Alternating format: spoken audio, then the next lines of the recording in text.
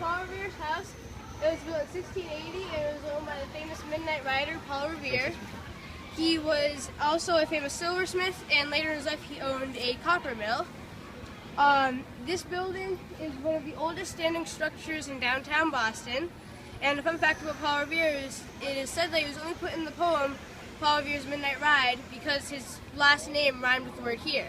Because you can't say, "Listen, my children, you shall hear the midnight ride of William Dawes." It doesn't rhyme. Onto the history of the house.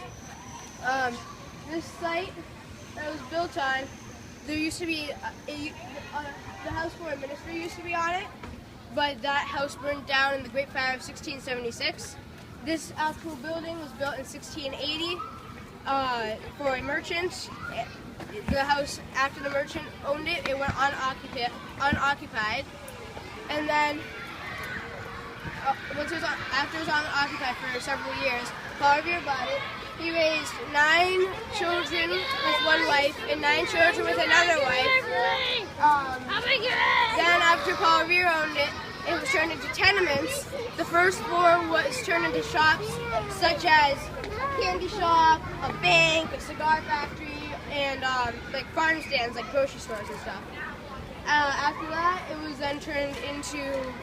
then bought by Paul Revere's great-grandson in 1902, and he bought it for the purpose of restoring and preserving it so that everyone could remember the legend of Paul Revere. A little more information about Paul Revere himself. His full name was Paul Revere.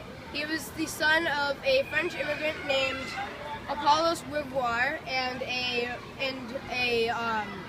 the daughter of a Bostonian artisan named Deborah Hitchborn. He was one of at least 9 children. He was one of the messengers for the Boston Committee of Correspondence, and he was one of the famous Midnight Riders. He also owned a silversmith shop, and later in his life he owned a copper mill and a brass foundry. A little more information about his life, more specifically like his early life, like his schooling, and a little more information about his parents and his later life. His father, Apollos Revere, he was a French Protestant immigrant who moved here as sort of like a pilgrim. He changed his name to Paul Revere once he arrived in America. He was a renowned goldsmith, and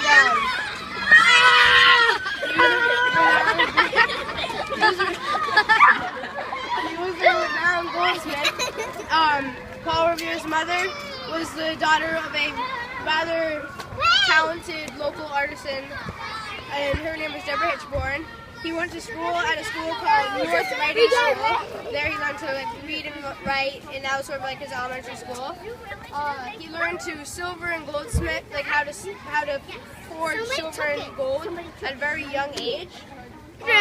Paul Revere's dad died when Paul Revere was only 19, so the silversmith shop was left into his hands, but he did not start working there for a year because he left on a year's leave as a second lieutenant in the French and Indian War. When he got back, he was actually a very generous owner because he let people who had the skills to start their own shop but not the money to start their own shop, he let them work for him. He was the messenger in the Revolutionary War. He was a midnight rider along with William Dawes and Dr. Samuel Prescott, and then later in his life he had what's called a brass and an iron foundry where he made things like bolts for boats, bells, and even cannons, so that was pretty cool. And then after that, he made what's called a copper mill, and that was, a lot of people consider that really risky because the technology for that was really advanced at the time, and not many people really knew how to work it, and it was like dangerous. But that's a lot of information about Paul Revere and his house, but on to the other riders. One of them was William Dawes. His ride was not the same as Paul Revere's at all. He took a different route. They both got stopped by the same British patrol. Paul Revere had the horse he was riding taken away, so he just had to basically walk home. But William Dawes, he was delayed, but he got to finish his ride. Dr. Samuel Prescott started at that same time, and he actually finished first. So he sort of was important because he got the message to John Hancock and Samuel Adams of how the British were coming. And now, the Paul Revere House is open for visitation inside for like some fees. And it's part of the Freedom Trail.